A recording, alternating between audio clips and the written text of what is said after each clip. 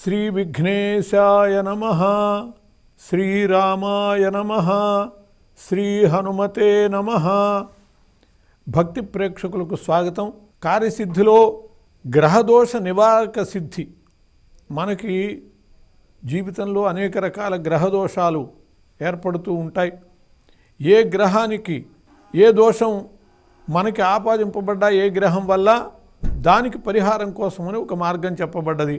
శంకర భగవత్పాదుల వారు సౌందర్య లహరిలో చెప్పారు, అహస్సూతే సవ్యం తవ నయనమర్కాత్మకతయా త్రియామాం వామం తే సృజతి రజనీనాయకతయా తృతీయా తే దృష్టిర్దరదళిత హేమాంబుజరుచి సమాధత్తే సంధ్యాం దివస నిశయోరంతరచరీం అనేటటువంటి శ్లోకాన్ని మనం నియమపూర్వకమైనటువంటి పద్ధతిలో పఠించేటట్లయితే, యంత్ర ధారణ చేసేటట్లయితే గ్రహాల వల్ల వచ్చేటటువంటి బాధలన్నీ తొలగిపోతాయి.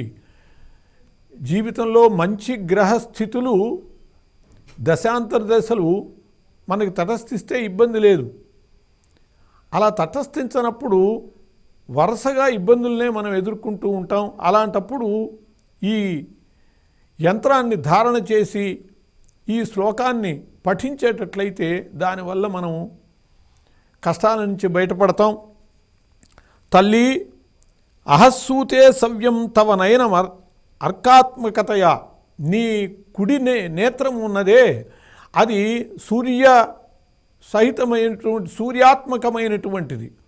నీ కుడికన్ను సూర్యుడే కాబట్టి నీ కుడికన్నే లోకాలకి పగటిని చేస్తూ ఉన్నది.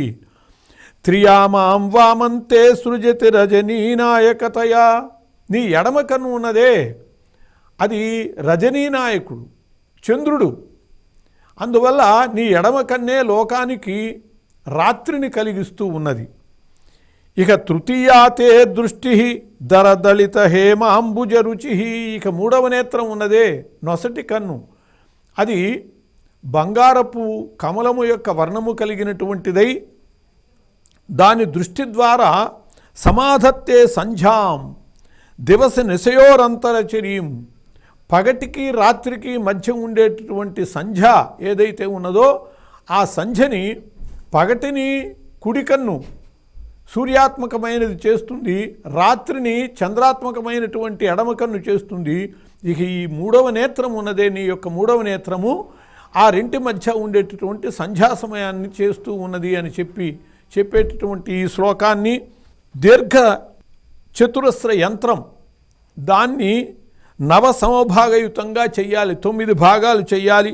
అటువంటి యంత్రాన్ని ఒక్కొక్క గ్రహము యొక్క మొదటి అక్షరం ఒక్కొక్క గడిలో లిఖించాలి. అంటే నవరత్నాల ఉంగరాన్ని మనం ఎక్కడ నవ గ్రహాలకి సంబంధించిన రత్నాలు ఉంచుతామో ఆ రకంగా గ్రహాల యొక్క మొదటి అక్షరాలు అంటే పై 3 గళ్ళల్లో బుధుడు, శుక్రుడు, చంద్రుడు బు సు చ ఉంచాలి. మధ్యలో గు రా కు గురువు, రవి, కుజుడు, కింద రాహువు, శని, కేతువు పశ్చిమ భాగంలో ఉండేవి. ఈ విధంగా సిద్ధం చేసుకుని బంగారు రేకు మీద వ్రాసి 19 రోజులు సాధన చేయటం, 45 రోజులు సాధన చేసే పద్ధతి కూడా ఉన్నది. విశేషంగా చేయాలంటే 45 రోజులు చేయాలి. రోజు 1000 సార్లు చొప్పున దీన్ని పఠిస్తూ అట్లా 45 రోజులు పూజించి ఈ యంత్రాన్ని దాన్ని ధారణ చేసేటట్లయితే ఏ గ్రహ సంబంధమైనటువంటి బాధ నుంచైనా మనం బయటపడతాం. ఈ పారాయణ చేసేటటువంటి కాలంలో, పూజ చేసేటటువంటి కాలంలో నైవేద్యంగా పులిహోర, అరటిపండు, తేనె వీటిని సమర్పించాలి.